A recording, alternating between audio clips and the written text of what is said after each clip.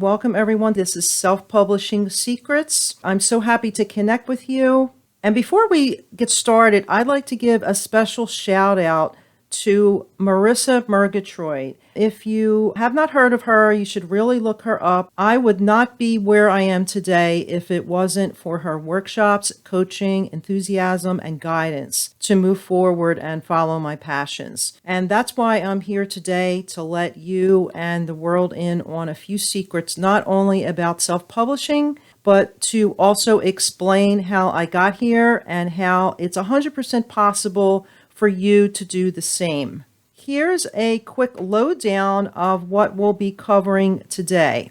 So first, I'll explain why I decided to self-publish and what I have learned over the past 7 years after self-publishing 15 books so far.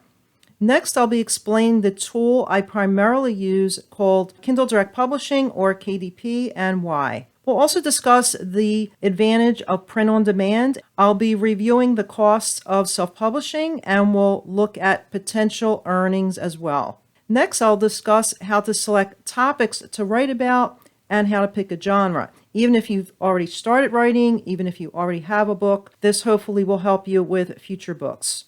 Thinking ahead, because I know you have more than one book in you to share with the world, I'll share some book optimization secrets to boost your sales. Finally, at the end of today's call, I'll be revealing a special bonus gift for you. Let's begin. So I'd like to provide a quick history about myself so you could see the whole picture. I left the corporate world not once, but twice. After working for many years in the IT training and support industry, I decided to take a leap of faith in 2007, and I moved into freelance work. This was an attempt to have more time with my family and have a more flexible schedule.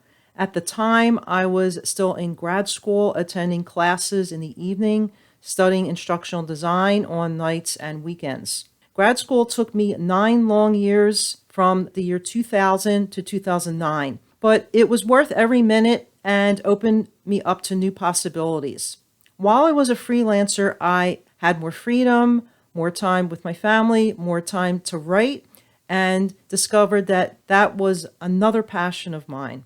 So while doing the freelance work during the day, I started working on nonfiction training guides in the evenings and turned them into books. Then the big decision: how do I publish and get them out into the world? Originally, I considered traditional publishing. The reason I started with nonfiction business books is because I wanted to align it with my career and background, which I'll tell you a little bit more about. Again, I did consider traditional publishing, but then I learned how long the process could take. I didn't have the time or patience to find agents and write query letters. Now, I'm not a quitter, but if I find something is not working for me or it's going to take a tremendous amount of time, I find another way. I had also met some other writers who spent thousands of dollars using other types of publishers called vanity publishers, which I'm sure you've heard of. I saw the red flag right away, and I knew I had to find another way. I like to use this analogy of the GPS. When you're driving somewhere and there's different routes, some paths are longer and they may be more scenic. Others may get you where you're going a little faster, but they may have more tolls and it will be more costly.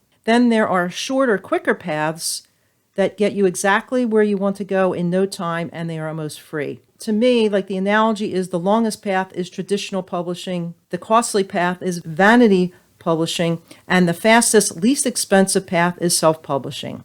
This is one of the main reasons I selected self-publishing. Other advantages are that you retain creative control of your book's content, formatting, and cover design.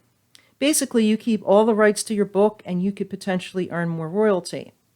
But more of that when we get to the royalty and earnings segment. So next, let's discuss Kindle Direct Publishing. This is Amazon's free self-publishing tool that I have used for all my books, including ebooks and print books.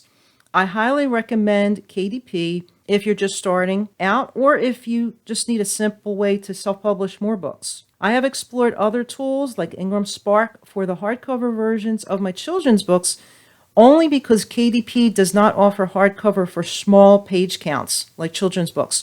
You can publish hardcover using KDP for books with at least 75 pages or more.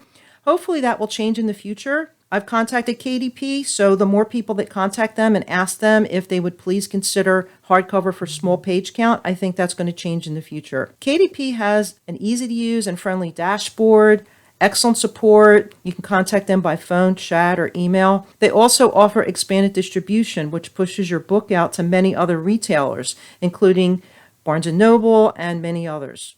The KDP dashboard includes lots of tools to help you manage your book titles, view sales, royalty reports, interact with fellow authors in the KDP community, market your books with book promotions, countdown deals, and Amazon ads, and build your Amazon author page using Author Central.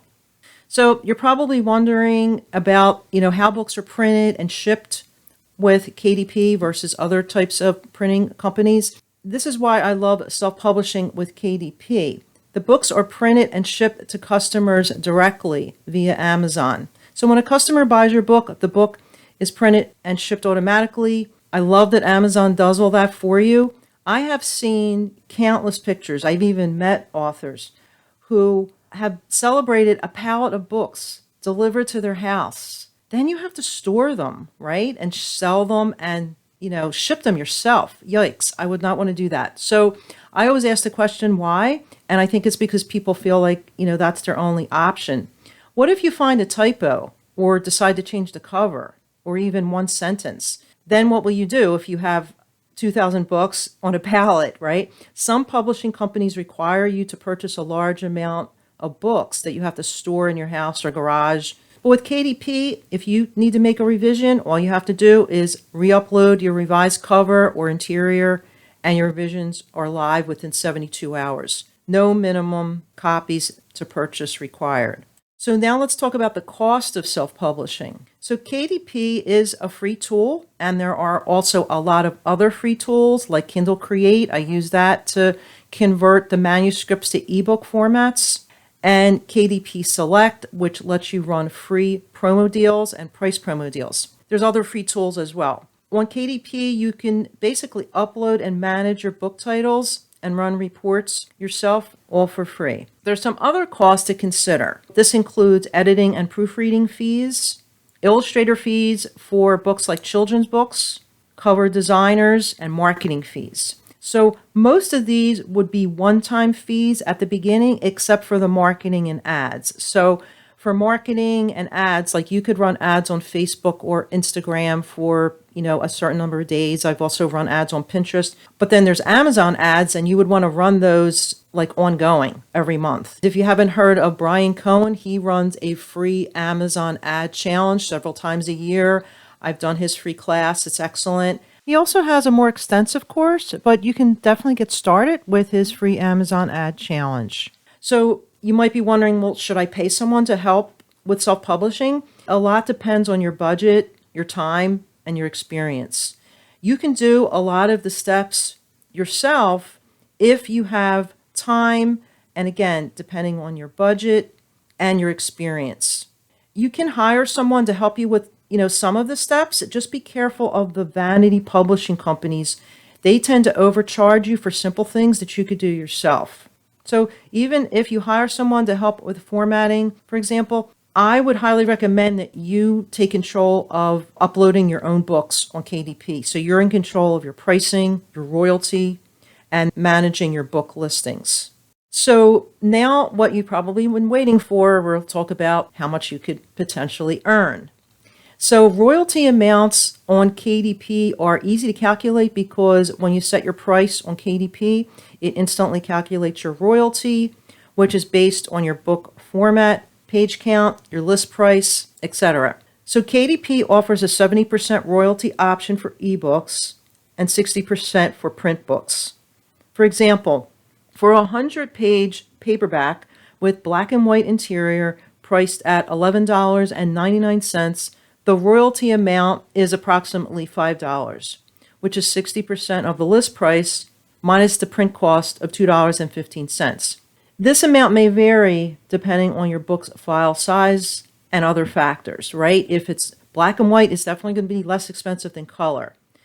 Color and hardcover format, definitely more expensive to print, so you have to price it higher. to earn, $2, $3, $4 for your royalty. But if you make approximately $5, depending on the price of your book, if you sell just 4 books a day, that amounts to $600 a month times 12. So, if you do the math, that's a good chunk of change. It's a good starting point, and you want to have a goal. So, maybe your goal is sell 2 books a day, 4 books a day, X amount of books per month, and then you would grow from there. So to sell your books, the most important thing to remember is that the book will not sell itself. You have to market your book, whether you're looking to sell online or in person. I would suggest start by building your brand and tell people why they might like your book and how it can change their life. When you publish a book or 2, and I would suggest considering more than 1 in a series if possible, because 1 book is great, it's excellent, but 2 or 3 books, especially in a series, is better, because if somebody likes 1 book, then they may like your 2nd or 3rd book. So anyway, when you publish a book, the orders will show each day on the reports tab in KDP. Now, when you first get started, it may take 2 to 3 months to receive your first royalty payment. So for example, if you sell books in January, you may not receive your first royalty until March or April. And then after that, it's every month, providing you sell books. Now, if you sell books in person at author events and book fairs, you can offer special deals like buy 1 book for $12 or 2 for $20. I did this last year, and I sold twice as many books at local book festivals because people look for deals, right? So if your book is priced at maybe like $11.99 online, you can buy it on the back end for a little less, and this way you can sell it for a little less, and you can do that 2 for $20 deal. So that definitely helps, especially when you're selling books in person. Next, let's discuss writing topics and genres. If you write purely for market, that means you are picking a topic because it's trending and popular. If you decide to write about a topic you know nothing about, just remember that this will require some time for research and development. Another idea is to leverage what you already have, especially if you have a lot of experience with something. It would be easier to market. So if you own a business, consider creating a book to boost your business. You may have your heart set, on writing in a particular genre, and that's, perfectly fine. But, remember, you have to do your research to make sure that your book is marketable.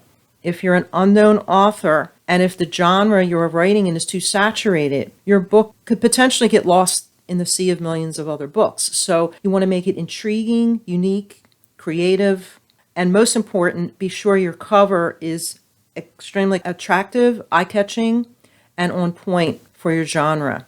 If you're writing a novel, again, you want to ask yourself, how will your novel be different than the thousands, if not millions, of novels that are out there? So to research what's trending, search bestsellers on Amazon to get ideas, and don't feel like you have to settle on just one genre. There are plenty of authors who write both fiction and nonfiction. One inspiring author who I discovered years ago is Joanna Penn. She's based in the UK, and she writes both nonfiction to help other authors, and she also writes thriller novels. So when I discovered Joanna, I felt more at ease about writing both nonfiction and fiction. And it's more acceptable nowadays to be an author who writes in different genres and self-publishes their own books. Just remember, have a common theme with your books. That's the key to connecting your readers to you and your content. So this next slide has some book optimization tips and secrets for you. If you already have a published book, this is an opportunity to make it better. And if you haven't written or self-published yet, you want to keep these things in mind to optimize your book as best as possible. So book descriptions. So first and foremost, you want to make sure that your description, which is that description that appears, when you go on Amazon, you look up a book and you scroll down, that's where it appears. You want to make sure that your description piques a reader's interest without divulging too much. You don't want to give away the whole plot and story or content, but you do want to get them thinking, wondering, and wanting more, so much that they can't help but buy your book. If your book is nonfiction, think about what problem does it solve. Tell your readers why they would benefit from buying your book. Next, let's talk about book categories. In order for people to find your book on Amazon, it's important to choose the right book categories in your genre. Now, in the past, KDP allowed you to add up to 10 categories for your book. You could now select only 3 book categories. They streamlined the process, but they trimmed down some of the categories and subcategories. I have a separate video on this that I just put on my YouTube channel. So the 3 book categories can now be managed directly in the KDP dashboard under the bookshelf tab. It's really important to select relevant book categories that match up well for your genre. And when people search on Amazon, if they use that sidebar or menu across the top to search by category, that's how they find your book if it's in the right category. So author page. So as part of KDP's free tools, you can create your Amazon author page using Author Central. I see so many books on Amazon where there's no author page. So when you click on the author name, it's very easy to create your page on Author Central. Once you have at least one book published through KDP, you can add it to your author page. And then you can add an author bio, a headshot, or other picture. And this is a great place to send customers to learn more about you and your books. Okay, so checking your book ranking. So once your book is live on Amazon, you want to check the rankings for your book periodically, especially like at the beginning and periodically, because you never know when your book might be ranking close to being number 1, especially if you get a lot of sales. To find the book rankings, you scroll down to the bestsellers rank section under product details. The more activity and sales, the better the ranking. If you get close to number 1, get ready. And if you reach number 1 in a category, you can achieve the number 1 new release banner if it's just launched, or the number 1 bestseller banner, which is very exciting. And you want to take a screenshot so that you can, put that on your marketing materials. Finally, you want to consider including a free gift. Is there a free gift you can include inside your book? This could be a free worksheet, activity sheet, chapter of another book you're writing. It could be a PDF that you can offer as an instant download using free email programs like MailChimp. Anyway, doing so, the free gift will help you build your email list so you can offer updates and information to your readers to keep them interested in your books. So on this slide, I want to tell you about a bonus free gift. I want to mention, even though KDP is free, there are a lot of other costs involved when self-publishing your book. Your book cover is one of the most important aspects of your book, and it could make or break your sales.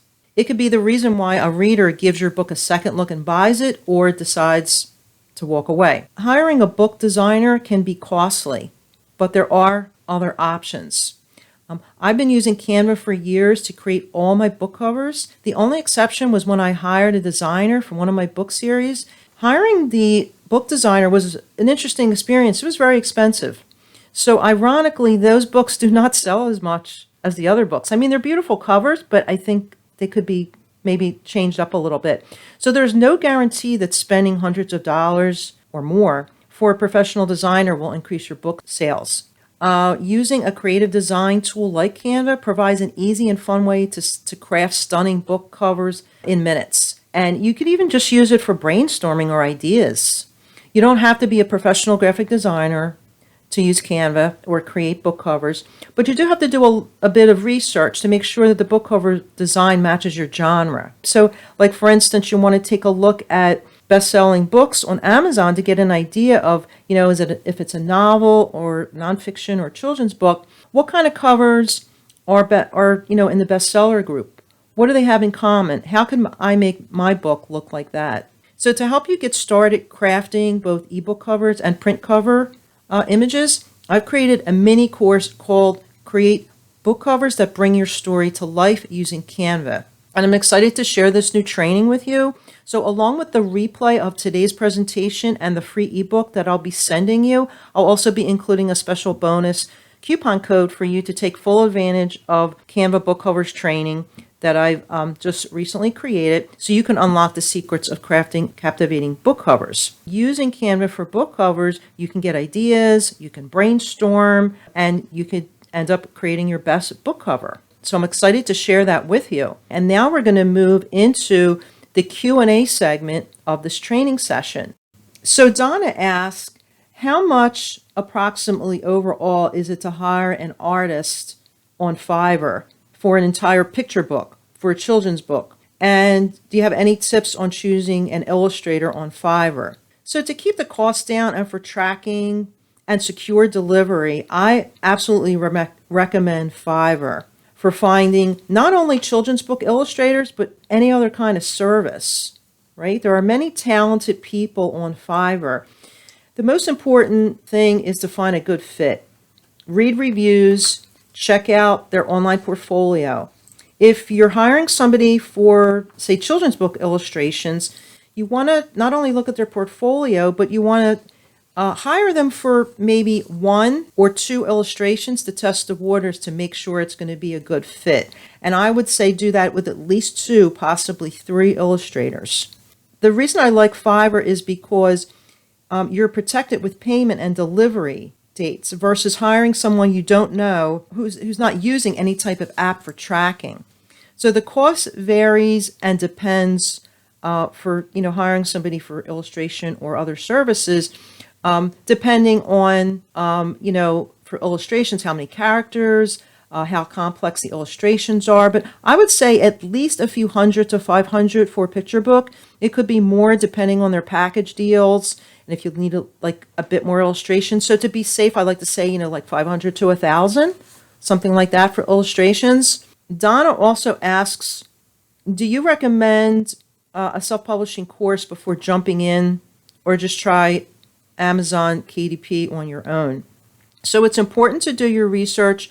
And when I first started, I watched a lot of videos, but I found that the information was sort of all over the place, which makes it hard to follow. I have some good news for all of you. After all these years, I've been documenting everything I've been doing from the start to finish. And I recently, within the last year or two, I released books on my author journey process, self-publishing, and marketing. Well, now I created a course. My self-publishing course is almost ready. After testing the process for 7 years, I'm really excited to be helping other authors with my course. I have worked with authors one-on-one, but what I found was I couldn't help enough authors, just working one-on-one. So the course is going to be great because it'll have a community forum. We have another question. Is Ingram Spark for hardcover versions worth it? Yeah, I would say in general, it really depends on your needs, budget, and time for hardcover.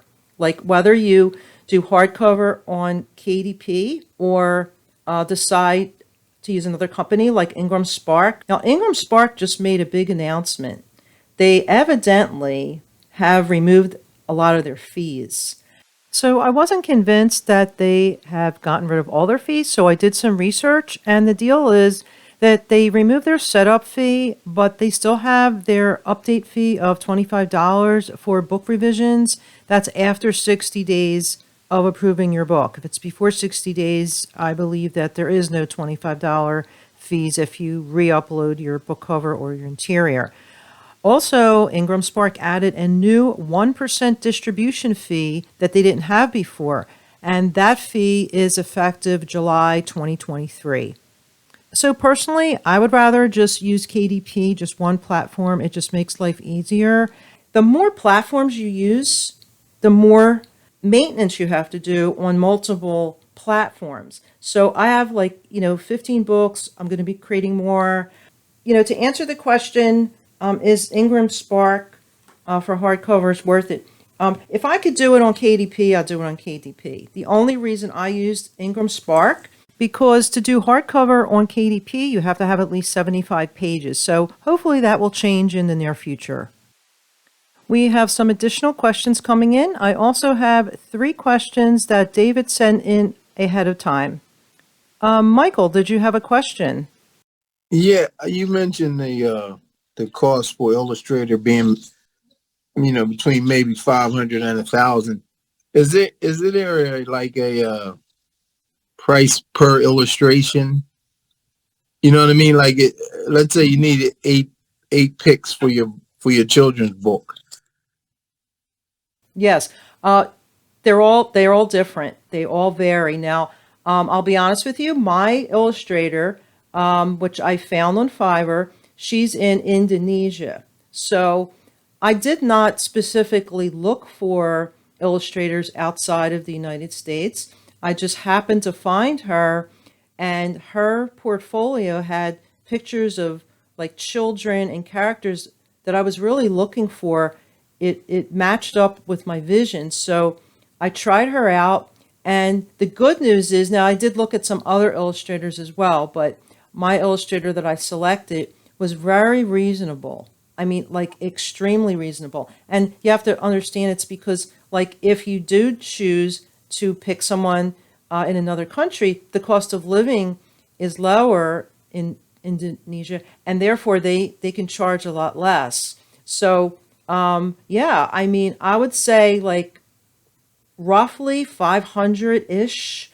I don't even think I spent, close to 1,000. I think I spent closer to, 500. Again, it really depends on how many revisions you have and what's in their package. She would do 5 illustrations for me at a time. Now, I had experience with another author who picked someone on Fiverr. And again, it was because the portfolio had a look and feel that matched with her vision.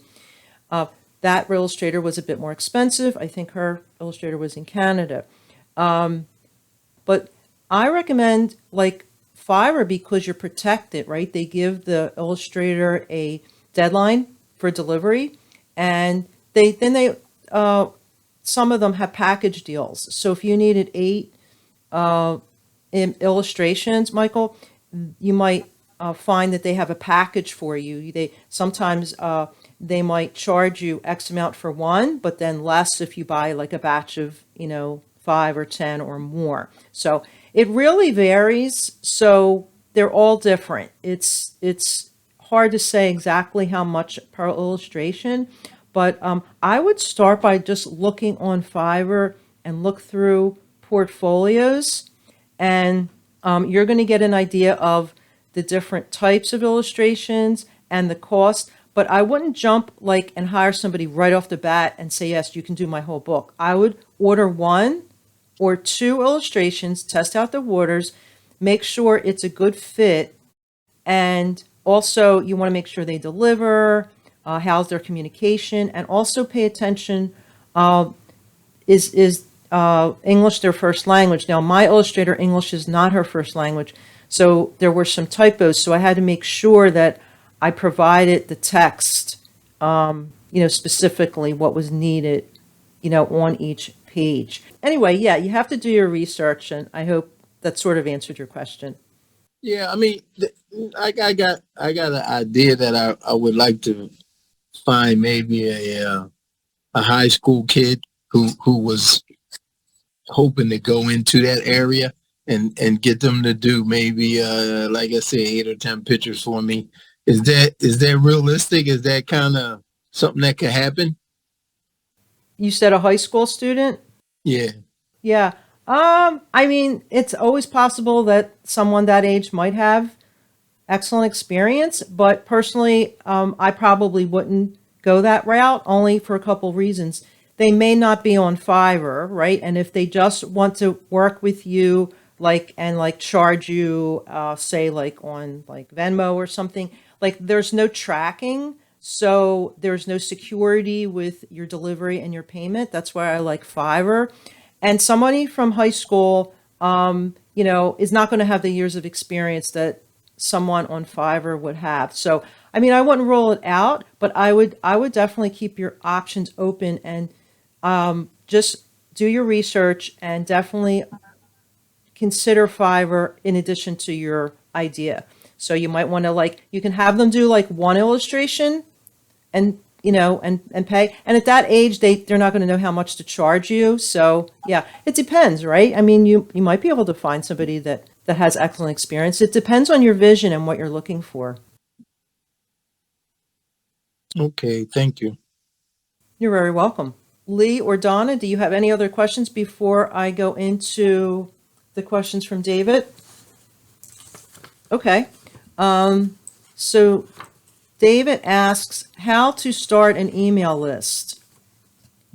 So I would say that, there's a lot of different email marketing programs out there. I use MailChimp, And I like it. I can't say I love it. I mean, they all have a learning curve. So you have to learn how to use the platform and how to, create a landing page. They all have templates. So to start an email list, though, you want to create one or more lead magnets to offer. So example, a chapter of a book, a small excerpt, a worksheet, activity sheet, or if it's nonfiction, maybe like an infographic. You can create a sign up sheet or landing page for people to sign up. Just ask for their email address and first name, though. Don't ask for their last name, address. I've seen forms where they ask for like way too much information. So you want to keep it simple. And like I said, I use MailChimp, and most of the email programs have templates that you could use for a starting point. But if you offer something for free, then that's related to your book, of course, then that will get people possibly interested in your book. And then you can build your email list from there. And then David also asked, which is kind of related, how to manage a web page or pages to get traffic. So you want to build your brand, plan and post weekly or monthly content on your blog or on social media. You don't want to overload yourself and have like 3 websites and like try to like use all social media. Just pick like 1 or 2 social media platforms that are your favorite, and maybe 1 website. But you don't even have to spend money on a website. You can create a free author page on Facebook. I would recommend though the business page, because the business page, then you'll be able to run ads versus the personal Facebook. You want to keep those separate. So when you share posts on your website, that's where you could post about your free lead magnet that you created, like a PDF or something, and you create a landing page in MailChimp. It's just like, it doesn't have to be anything elaborate. It could just be like a really nice photo, something about your lead magnet, how it will benefit them. And then you can post that on your blog or your social media. And then you want to run ads, and you don't have to spend a ton of money for this too. You could run you could spend like $5-10 and run ads on Facebook, Instagram. I run ads on Pinterest, and just, to get some traffic for your post. And then people will possibly, download your free lead magnet, and then you'll go from there and build your email list. David also asks, how do I get people interested in my book? Yeah, that's a good question, right? So first and foremost, you want to define your ideal audience. And then once you define your ideal audience, you have to find your audience, right? So example of when it worked and did not work for me. So I have different types of books. So I have different audiences, and my computer training books sell more online, whereas my children's books sell more in person, because in person, the book festivals and fairs, they have a lot of families that have children. So I sell a lot more children's books in person, but then the computer books don't really sell in person because people aren't really looking for computer books at these events. So the computer books I sell more online, and I do posts, with tech tips, and that is aligned more with my career and background. So you want to build an online presence. Pick your favorite social media platform to post helpful or intriguing posts. You want to look at other social media pages for ideas. Do what they're doing, but make it better and make it your own. And people will follow you if they're interested in you and what you're doing, including your book. So you don't want to just post a picture of your book and say, hey, buy my book. And I did that. Like when my first book, I put a picture of my book, and, I wrote, here, I have a new book. Would you like to buy it? And, everybody does that. But you really, instead of that, you could do that, but you want to also tell your readers why they might like your book, how it benefits them. How will your book change their life? Is there some message in your book that's going to resonate with them? What impact, either small or large, will it have on their life? So now those are all the questions that were submitted, and I welcome any questions before we end today. Grab me now while you can. Michael or Donna, or if anybody else is online that I can't see you, do you have any other questions that you want to ask today? Pick my brain about anything. Yeah, I have one more question. I have a book that I used a publisher to put it out, and I'm wondering, is there any way I can track the sales? My is there any like they have an online bookstore, but is there any way I can track my sales, my Amazon sales? Mm. Well, did they tell you how they set it up, and did they give you any information as far as reports or statistics? No, I haven't gotten any of that. Okay, I mean, I don't know. I mean, it doesn't hurt to ask, but Okay. if they tell you that it's not available, then you could just ask them a lot of. If it was me and that happened, I mean, I know people that it has happened to. I know I've worked with an author who had a book. Before I worked with him, he had a book published, and it was a vanity publishing company, and it was very expensive. It was like, I don't know, a few thousand or whatever, and they gave him very little information. They slapped a very poor cover on his book, and if he sells a book, and it's like a big book that's like $20, he only gets like $1 or $2, which is a shame, you know. So I would ask if was KDP used to publish the book? If not, are there any statistics that they could provide to you or that you can have access to? If the answer is no and they're very hush hush about it, then what I would do is, well, do you have any kind of a policy or anything you signed about the rights of the book? Yeah, yeah, I have a contract. Do you own the rights of the book, or did you hand it over to them? No, I think we're co-owners. If The that reason I makes ask sense. Uh-huh. The reason I ask that is because I don't know what kind of book it is, but in the case of this author that I know that it happened to, I suggested to him, because he does have like the original manuscript, he's trimming it down, he's making some edits, and then he's going to republish it himself, Okay. because that's another option. And then when you do that, depending on, I don't know, like if you both own the rights, I don't know how that affects if, you know, as far as republishing it. So not that you have to tell them, you don't necessarily have to tell them, but I would definitely consider maybe, what kind of book is it, if you don't mind me asking? It's a children's book.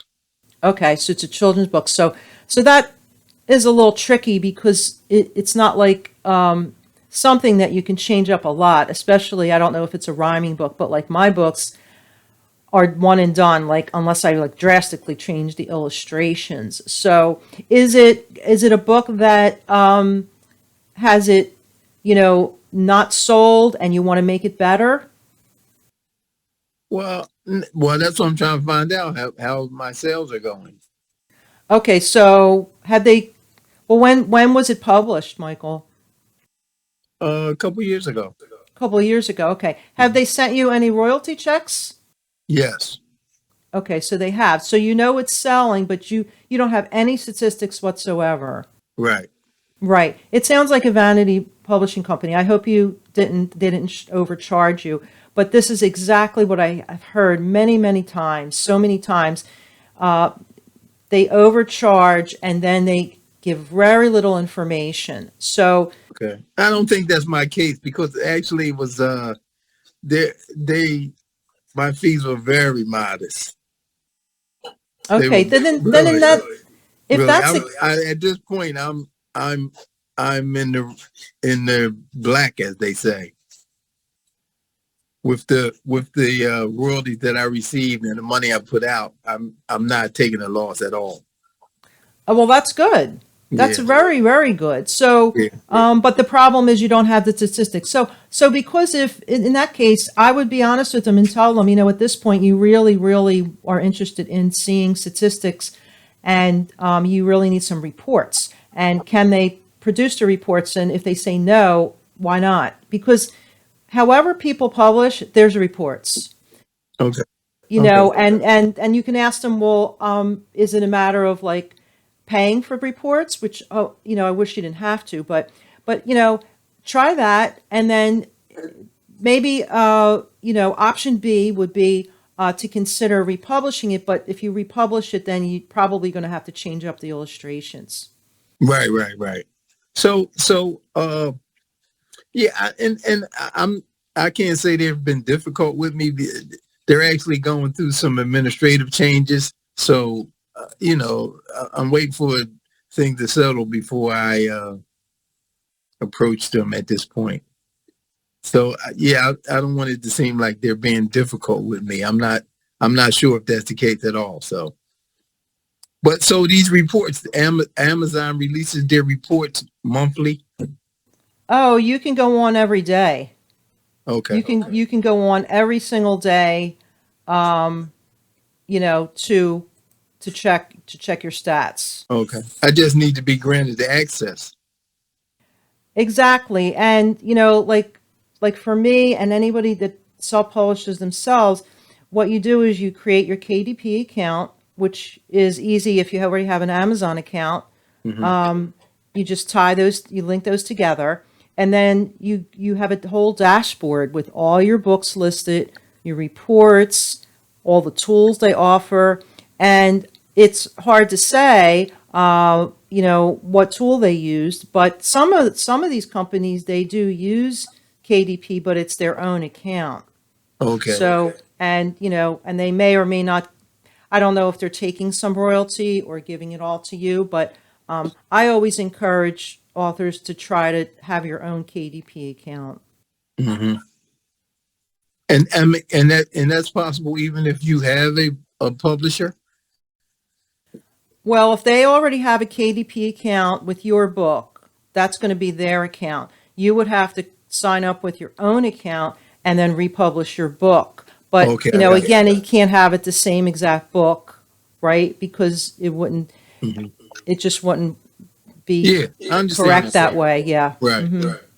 You would have to change it up. I mean, you could Yeah. there are books with the same title, but if it's a children's book, yeah. I mean, I thought of one alternative for you. Like, if you're not happy with them, but you wanted to republish, then ask them what's involved in them because you want to republish. How would that work? And do you have to publish yours version and then unpublish theirs? So, I mean, make a list of possible choice, you know, possibilities there. Okay. That's good information. I mean, and again, I haven't approached the new administration about, you know, what's changing. You know, I do get updates from them about things they're doing now, but I haven't contacted them specifically about my situation. So Yeah, I would ask a lot of questions. It doesn't hurt to ask. The worst Yeah. they could say is no, right? yeah, yeah. Right. Exactly. Okay, that concludes the training and question and answer session today. I hope you all found this very helpful, and I'll see you in future trainings. Take care.